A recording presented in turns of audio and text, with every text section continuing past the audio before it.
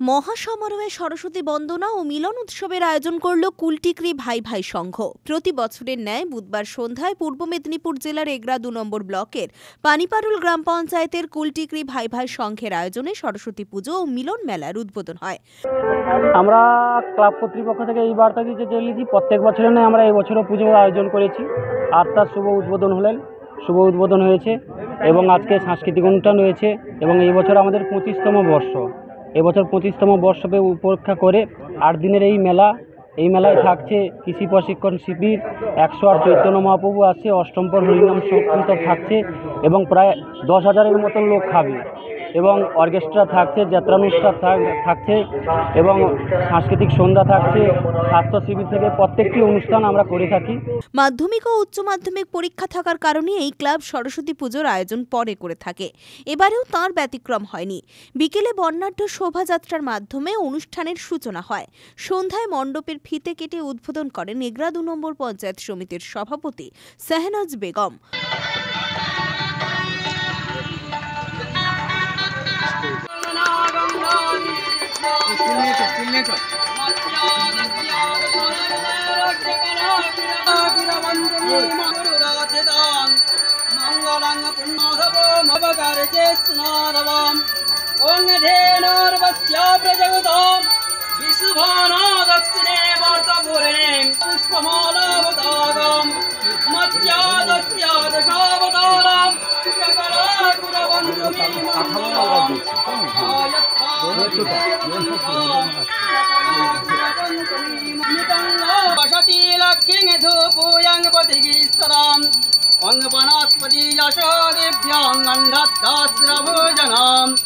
अग्रं वसति लक्ष्मीं धूपूयं गानापरायणे सर्वसाक्षी हरे देवी नारायणी नमस्ते।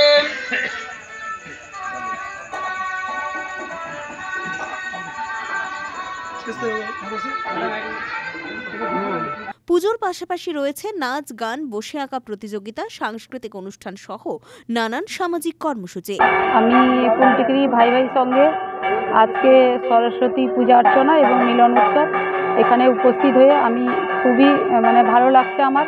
তার কারণ ওনারা এটা ২৫ বছরে পদার্পণ করলো এই পুজো আগামী দিনে আরও শ্রীবৃদ্ধি হোক এবং এই সংঘের সকল সভাপতি, সম্পাদক এবং সকল সদস্যদের আমি অভিনন্দন জানাচ্ছি এবং কৃতজ্ঞতা জানাচ্ছি। এই সংঘ শুধুমাত্র মিলন উৎসব বা সরস্বতী পূজা করে থেমে থাকেনি। রক্তদান শিবির থেকে শুরু করে, বৃক্ষদান থেকে শুরু করে, বিনামূল্যে চক্ষু পরীক্ষা থেকে শুরু করে বিভিন্ন সেবামূলক কাজে নিযুক্ত থেকে সমাজে মানুষের পাশে থাকে।